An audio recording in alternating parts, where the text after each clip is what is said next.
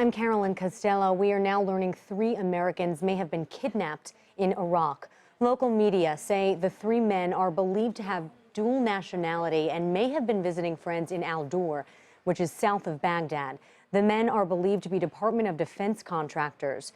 CBS News has learned that last week the U.S. Embassy received information that an Iranian-backed militia group wanted to grab an American or an American contractor. That same source says officials had hoped the Iranian government would have told the militia group to hold off because of ongoing negotiations between the United States and Iran. The U.S. State Department says it is aware of the reports and is working with Iraqi authorities to find the missing men. Joining us by phone now is Mike Baker, a former CIA covert operations officer. Baker is the president and co-founder of Diligence, a company that has done work in Iraq. Mike, thanks for talking with us. Sure. Based on your experience, what is the situation for Americans working as contractors in Iraq like? Well, it's always been a high-risk environment. It's always been a high-threat environment. It's actually more so now because of the drawdown and because, in a sense, say you take the period from 2003 on. For several years, there was a tremendous amount of resource, obviously, expended on security arrangements for contractors, security arrangements for our military personnel and for civilians working there as well.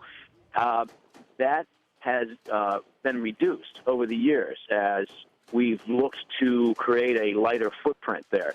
At the same time, there's an increase in instability. There's an increase in conflict, both the sectarian conflict and also this proxy war that's been playing out at the hands of Iran, particularly in southern Iraq. So you describe this decrease in security since, I think you said 2003. We know that these 3 missing men are believed to be translators working for contractors in the country. Mm-hmm. What kind of security do you think that they would have had at this point?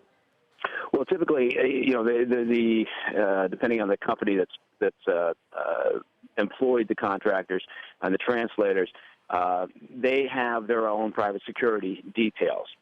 They have personnel. They have a security team that provides escort arrangements, that provides security at the compounds that the company rents on the site, and it varies.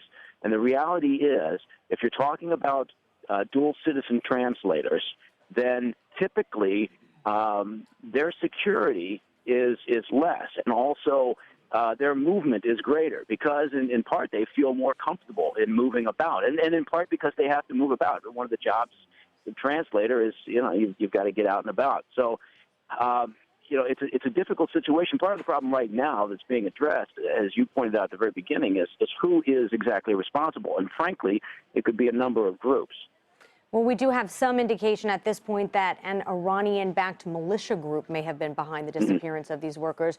What can you tell us about Iran's influence in Iraq? Well, this is the most influence they've had there in modern times, frankly. The Dora neighborhood, the area where the kidnapping of the contractors appears to have taken place, is the southern part of Baghdad.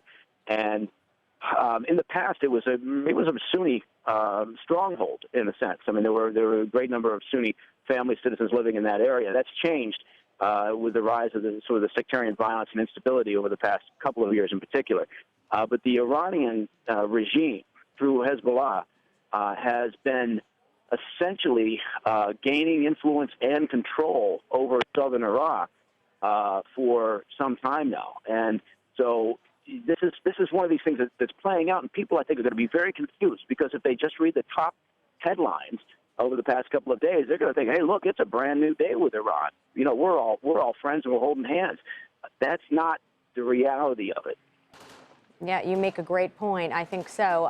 Mike Baker, thank you so much for talking with us. We appreciate it. Sure. Thank you.